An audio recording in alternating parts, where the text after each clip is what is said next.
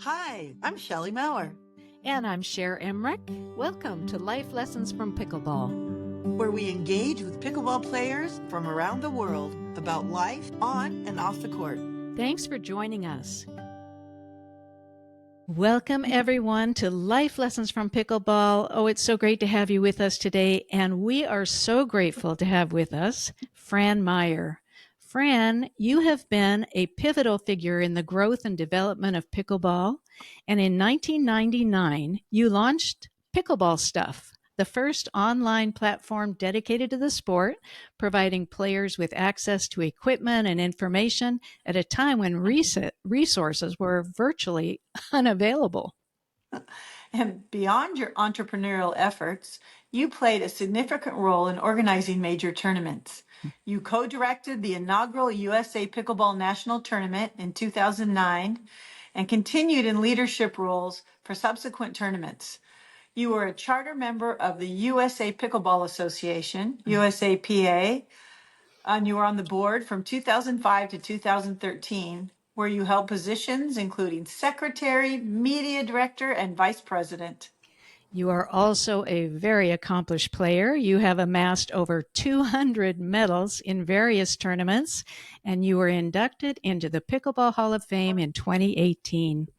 On top of all of this, you wrote a beautiful memoir titled A Hummingbird Returns to Raypa, offering a personal glimpse into your journey with your beloved husband, Barney Myer, and your shared passion for pickleball. And we definitely want to hear about your journey with Barney.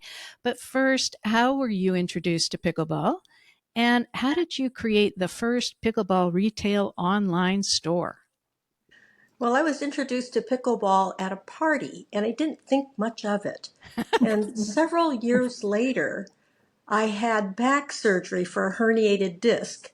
And that made me realize I need to get into better shape because I'd spent all those years raising 3 daughters and not really taking care of my own physical condition. And I thought, well, let's see, what could I take up? Well, I don't like swimming. I don't run. And there were so many don'ts, things that I didn't do. My only background was 7 years of classical ballet from the time I was 5 until I was 12. But then I remembered I had played this game in somebody's backyard at a party. And I thought, I bet I could do that. And at the time I was working at the University of Washington, and in their activities at the IMA, the Intramural Activities Building, they had pickleball on Thursdays at 5. And I thought, well, I'm just going to go over there and take a look. And they had the badminton courts marked off. You could check out a ball, a paddle. And so the following week, I thought, I'm going to ask some people from my department to come with me. And so we started a regular Thursday afternoon session, and we only played singles because we didn't know anything else. And pretty soon, a couple of graduate students from the psychology department came down and they joined us. And we just kind of had a regular session every Thursday at the IMA. And what year was that you started the playing pretty regularly? About 1987, 87. 1988. Wow. Yeah. And then how did that translate into you starting the pickleball website? Well, it just got to be kind of a passion. And that pretty soon I was going to community centers during my lunch hour. And then I saw a flyer at the IMA for a tournament that was being hosted by Sid Williams. And I entered that. And it got to be that pickleball was kind of taking over my life. And one day at one of my many jobs that I had at the time, I was asking if there was something else I could do because I was just supposed to answer the telephone at this real estate company, and it hardly ever rang. So he said, oh, just read a magazine or something. I realized it was probably harder for him to find something for me to do than to just have me sit there warming the chair, waiting for the phone to ring. And since I was working 4 jobs at the time, I thought I should really make good use of this time, and I'm going to do something. Oh, people are making websites. I'm going to do that. So over time, I bought myself this great big thick book on how to write HTML code. And out of it, I picked like 3 pages that were pertinent to what I needed to do. And I, wrote the code, to create this pickleball website. And it wasn't starting out to be pickleball at first. I had to think about the topic. I thought, oh, website, and now I need a topic. And I thought, well, that's pretty natural. I really like pickleball. Why don't I share the topic of pickleball with everyone? So it was actually an informational website to begin with. And pretty soon I was getting emails from people wanting to know, where can we buy this stuff? And I would, look it up, write down the phone number and text it or email it back to them. And this happened over and over again. And pretty soon the light bulb went off and I thought, gee, if I had the stuff, they could buy it from me. So I went about going to see the two people that I knew that were producing pickleball paddles at the time, Pickleball Incorporated and Pro Light Sports. And they both allowed me to take inventory without paying for it. Just send us the money when you have sold the items and we'll do business. Wow. That's how you treated your customers as well, right? Correct. Yeah. Say about it, because that was very inspiring to me that this is how you. Yeah, I mean, it was back in the day when you could just trust people. And I just had faith that if we sent items to people that were really wanting to play pickleball, I wanted them to have the stuff, but I wanted them to make sure they liked it before they paid for it. And it seemed logical to me that, well, why don't you try it out? And if you like it, then send us a check. And here's an envelope. You just mail it to us. And if you don't like it, then just send it back. And that way we won't have to give you a refund or anything like that. It just seemed simpler. And at first, Barney was a little skeptical about my business model. And he was always worried that we weren't going to get the money. And the first time I sent out $600 worth of stuff, I mean, it really kind of took our breath away. And sure enough, a couple weeks later, here came a check. We breathed a sigh of relief and we thought, well, we're going to keep going this way. And over the years, I always kept track of how many people did not pay. And it was 0.01% of our total revenues. And that told me this is just fine, because that was so much less of a hit than if we would have had to pay credit card fees. Exactly. Yeah. Wow. Well, you are one creative entrepreneur. I mean, we're going to talk about your book where you share more, but tell us how you met Barney. Oh, Barney was a pickleball player as well. And I wasn't very good. I only thought I could play singles. And so I always entered these tournaments of SIDS in singles. And one day he called me up and he says, I have a fellow who needs a partner in mixed doubles. Why don't you do it? And I thought, He says, well, think about it. And I gave it a split second of thought. And I thought, well, here's a guy that probably isn't very picky about who he gets. He probably just wants to play. And I probably should gain some experience playing something else besides singles. So sure, sign me up. So we met about 5 minutes before our first match. Yeah. That's how we met. That's how you met. And then it was a few years later that you reconnected. Yes. I mean, I just thought, okay, there's a guy that needed a partner. Okay. Did that tournament. Away I went. A couple years later, Nikki Ryan called me, and she was the commissioner for the Greater Seattle Senior Games. She says, I have a fellow who needs a partner in mixed doubles. And I said, really? What's his name? And she said, well, it's Barney Myer. And I went, oh, I remember playing with him. We didn't set the world on fire, but he was okay. So, yeah, sure, I'll do it. So we played another match. And eventually, nothing. Finally. Slowly. Another guy that needed a partner. And I was working 4 jobs at the time. So my recreational time was very limited. But I learned that there was a session over at the Mercer Island, an abandoned school. And it was on Sunday, and it worked in well with my Sunday afternoon job. And so when I was able to, I would go over there and play. And sometimes Barney was there. And he knew I lived somewhere not too far from him, and he suggested that we do some carpooling. And I thought, well, that'll save money. He was interested in saving money. So we agreed upon that. And that's how the relationship grew and blossomed.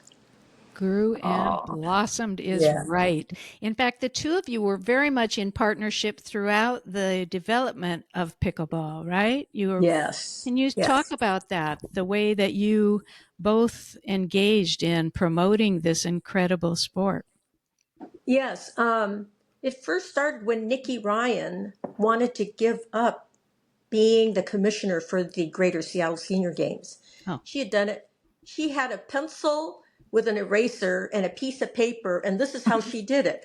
People would sign up, she would write their names, and then she would erase them and move the names around. oh my gosh. And just to be fair to her, she's yet a few years older than me. uh-huh. And, we felt, okay, we need to take it over. And since Barney was willing to help as well, I thought it'll be easy with two of us working on it. And so we took it over. I made everything into an Excel spreadsheet, and it made it a lot simpler to organize the tournament and get the teams together and create the brackets. And then before we knew it, the fellow from the Washington State Senior Games asked if we would be commissioners for the Washington State Senior Games. Maybe it happened the other way around. So we ended up doing that for 9 years, Wow. Greater Seattle Games for 8 years. And then when Mark Friedenberg and Steve Wong were talking about recreating this organization to guide the growth of pickleball and to become the organization to manage it, they invited Barney and I to join them in the planning of the first phase of that. Yeah, so it was just, around a kitchen table, brainstorming with a few other people. And And look what's happened. yeah, I And Isn't mean, it amazing? I don't consider myself a visionary in any way. I feel like I'm more the Forrest Gump of pickleball. Nothing I ever did was intended to be a business or to become, on the starting organization for the sport or even to get into the Hall of Fame. It was just kind of bumbling along and people asking me things that I just agreed to join in and participate. it's hard for me to imagine that you don't think of yourself as a visionary, because in reading your story in your incredible memoir, you are a beautiful writer, by the way. Oh, thank you. In fact, we both have the book. Both. Yeah. Yeah. Oh, and we devoured it and Yes. both talked about it. Oh, I can't believe it. It's so inspiring. You Oh, have such a creative sense. The way that you, well, for one thing, having 4 jobs at one time and big jobs, and then being so involved in pickleball, and then with your relationship with Barney and managing working together and being in eventually a marriage, and we want to ask you about your wedding. And then when as he then had some illness, and you were creative and how to keep him engaged. And I mean, you I would say, my dear, you are quite a visionary, but we don't have to argue about that. I'll just decide that that's how I see you. But tell us about when you did decide to marry, and it was kind of, hey, let's get married. Okay, let's get married. And when can we do it? And you were both so busy. And then what ultimately happened? we set a date. Once we decided we were going to get married, we said, what should the date be? And I said, our first date was on the 20th of February. And next year, that date will be 02/20/2002. Perfect. Isn't that the coolest date? Perfect. And so we were really excited. And then we went, we're busy that day. We're playing in the tournament. And it's mixed doubles that day. And we went, oh, well, we know the commissioner for the Arizona Senior Olympics. Let's just call Earl and ask him what time he thinks it's going to finish. Then we can decide if we have time to drive up to Wickenburg and get the marriage license and have the justice of the peace do it. So we called Earl, and he said, why do you want to know? And I said, well, we're planning to get married. And he goes, oh, what? You know what? I'll call you right back. So in about an hour, he called back and he goes, why don't you two get married on the pickleball court? And I was taken aback and went, no, no, no, no, no. People are coming to play in the tournament. They're not coming to a wedding. And he goes, no, it'll be really great. He was twisting our arm. They'll love it. It'll be a really great draw for the tournament. And I think it'll be wonderful. So finally we agreed. And the next day I got a phone call. Hi, this is Mary, and I'm your wedding coordinator. We have a wedding coordinator. I mean, all of a sudden, this quiet little thing that we were going to run off to Wickenburg and do just by ourselves turned into a thing. A beautiful thing. How awesome. It was. It was so fun. And you have photos in your book of the group that held their paddles crossed over you like an arch as you walked underneath the pickleball paddles. Yes. I just think that was so sweet. It just was the most memorable thing. And every time we thought about our wedding, we just had to smile. Oh. It was just so fun. Well, we know that the hummingbird became a really important symbol for you, and I'm not going to give it away because I want people to read about it, but we have a hummingbird next to me just in honor of Barney. I feel like, I just got chills. I just feel like he's with us right now. He's so excited to be talking about this, right? Exactly. And just really lovely.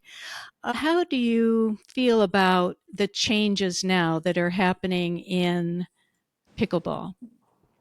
I have mixed emotions. Back in the day, on the board of the USA, at that time was USA PA, I kept thinking, we just need to get a really top level tennis player to be interested in pickleball, and then it'll really take off.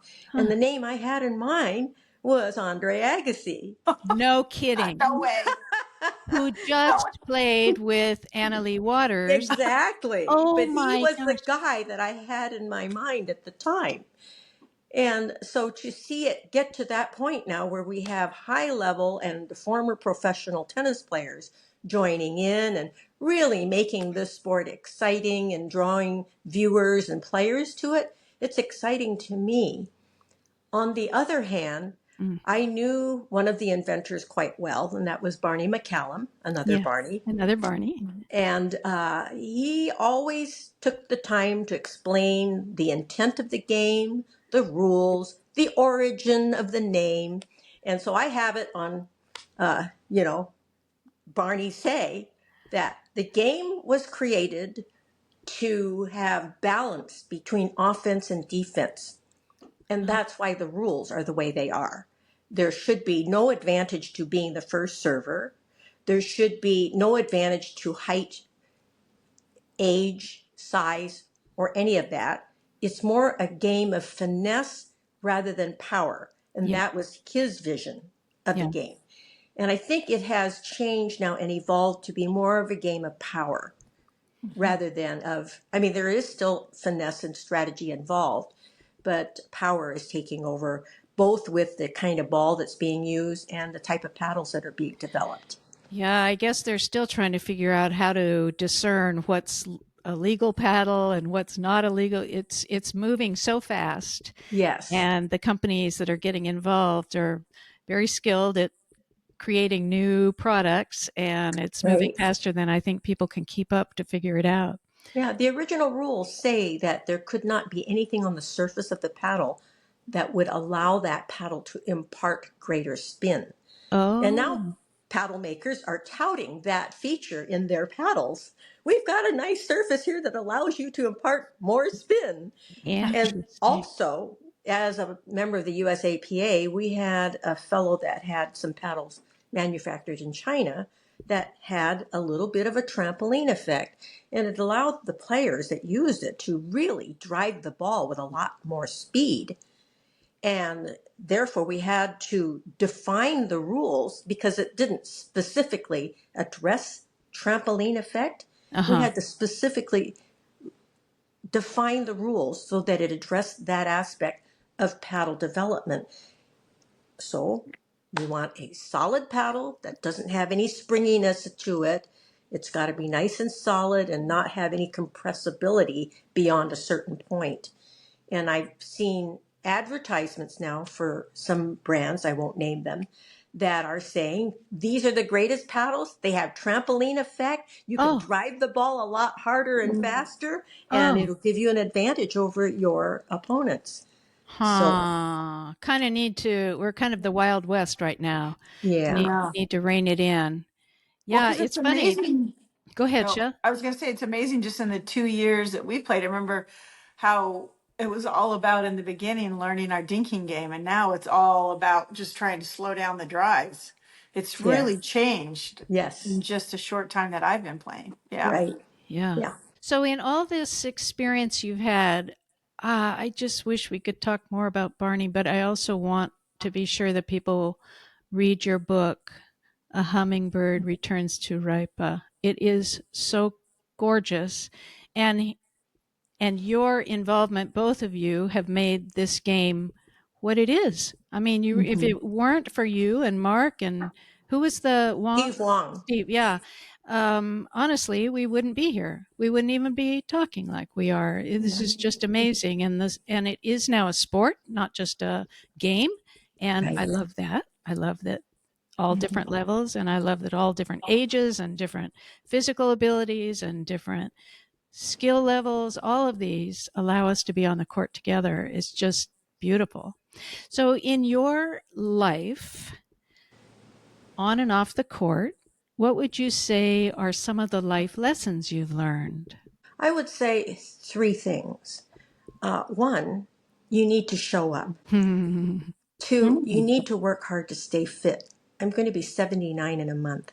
You are not. I Wow. am. Yeah. Oh Wow, my Fran. goodness. I hope everybody's watching this on YouTube. Nobody will believe it. Nobody will Or believe keep it. you young. But you have to work at it. And so this is why I say work hard to stay fit. Everybody who's gotten to be my age has experienced some kind of setback, injury, illness, you name it. They are my inspiration because despite having cancer, heart attacks, shoulder replacements, knee replacement, hip, you name it, they have fought to come back and play this game, and they've worked hard to regain their fitness. So, just so this really makes me think. I got a hangnail today. Oh, you broke your leg. Never mind. Yeah. That's good. The other thing I've learned is don't be afraid to try new things. Mm. I mean, this is how I got to where I am, is accepting a little bit of a challenge and trying to do something that I've never done before. Writing the book is a perfect example. I've never written a memoir. And there I was at age 78 publishing a book. Wow. So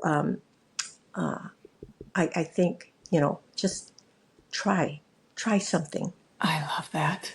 And from that, two things emerge. And that is see the opportunities in everything that's before you. Because it might not look like anything, but you can get opportunities from everything that you do. And also remember to be grateful. Mm. I mean, with all the experiences I've had in my life, good, bad, and in between, I look back on all of them now, and I'm grateful for all of the experiences because without them, I wouldn't have gotten to this point. Also, what comes through in your book, and those life lessons, by the way, are very touching to me. I mean, those are beautifully worded. In your book, it shows how in tune you are with your own intuition, with kind of the magic in the world. Things just keep one after the other. You just kind of follow that guidance, that flow of life, and it inspires all of us to do the same, to stay in touch with our hearts, with that flow of life, and just trust that that next step is going to be revealed. And your story, your life story, just is Mhm. one after another example of that. Yeah, and the reason I say show up is in the very early days, like I said, I only knew how to play singles. And I would enter Sid Williams's tournaments thinking, well, I'll just sign up for singles. But he had at that time open A, B, and C. C being the very lowest. So I would sign up for C. Nobody else signed up for C, B, or A. So you would put me in open division singles. And this happened tournament after tournament. I would get in there and I would face off with the top seeded woman singles player in open division. I'd get my, Danny handed to me on a platter, go down to the consolation round, which you couldn't come back and win. It wasn't a double elimination. It was a elimination with consolation. But if you won the consolation, you got points. I would go down to the consolation round, and the poor other gal that lost would just get discouraged and go home. So I never had to play. And I would, well, every now and then I had to play, but at the end of the year, he'd tally up the points and send out ratings for every category, open division, B, A, whatever. And I looked for my name and I found it in women's open division singles. I was ranked 6th in the country. Wow, Fran. Never having won a single match or game. But you showed up. You showed That's up. right. Yeah. Oh, I That was love the that. lesson I learned from that. I Show up. love that. Show up. I That's love that. great. Fantastic. So for those, in addition to showing up, for those who are kind of stuck at some level in their play and they're wanting to just get to that next level, what do you have some, as a experienced winner, do you have some advice? You can learn something from everybody. You can take a lesson. You can play with higher level players if they'll allow it. If they'll allow it, yeah. And they will. So many great players are allowing to play with people who are not their level. But they have so many tools now too. Back when I was learning, there weren't classes. There weren't coaches. You just taught yourself basically. And now they've got ball pitching machines that you can use. Yeah. You can rent them. You can go places and hit against a wall. So there are a lot of tools out there. Do drilling. Drilling is going to help. I don't do it a whole lot, but that's another thing. But here's the other thing I want to say. You don't always have to improve to enjoy and get a lot out of pickleball. Good point. Good point. That's right. There's a lot to be gained just going out there and playing for the joy of playing. Yep. Yes. Don't forget the joy. Don't forget the joy. In fact, I just played this morning with 3 other women, and we found ourselves talking about half the time and playing half the time. So right. It's such a great that's community. A benefit to your health. I believe in this sport for the health benefits. Yep. And I tell that to people all the time. Play it because it's just really good for your health. It'll keep you active. It'll allow you to age gracefully and remain active and be able to participate in life. Indeed. Indeed. Well, Fran, you are an inspiration on so many levels. And I just want to remind people, A Hummingbird Returns to Raypa is so beautifully written. It will inspire you. It will touch your hearts. Barney is definitely still here and very much with us, guiding you and with loving you. I know, Fran, from the other side. And I really appreciate, both Shelley and I so appreciate you sharing your story in this beautiful book. And I know Thank you so much. Amazon and anywhere you buy your books, find this book and you will love it. Yeah, the Indian is so special. I think about it often. I do too. So it was very inspirational. Oh, good. Thank you. I appreciate being on with you. Yeah. And we're looking for hummingbirds everywhere we go. Thank you so much, Fran. Really appreciate you being with us. All right. Thank you. Thank you. And thank you all. Yes, get this book. You will adore it, and you will be as inspired as we by this amazing woman, Fran Myer. That's Myer. And thank you, Fran. Thank you all. And we look forward to a new conversation next week. Bye-bye. Bye. If you love our podcast, we'd be so grateful if you'd take a few seconds to follow or subscribe to Life Lessons from Pickleball. This ensures you'll never miss an episode and helps us continue these wonderful conversations. On Apple Podcasts, Spotify, or wherever you listen, go to the show page and tap the follow button in the top right corner. And on YouTube, click the subscribe button under any of the episodes. Thanks so much. Hope to see you on the court.